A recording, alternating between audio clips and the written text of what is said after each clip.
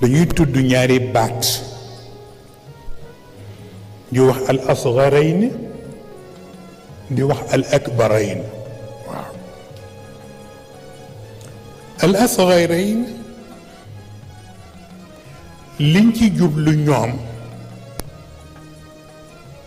mooy kàddu gu néew te njariñ la bare moom la ñu tudde al asgharayn lafdun qalilun wa maanan sharif bu fekkee ne al akbarayn la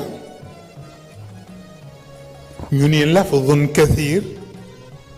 wa maanan kathif mooy wax ju bare te njëriñ la demewul noonu waaw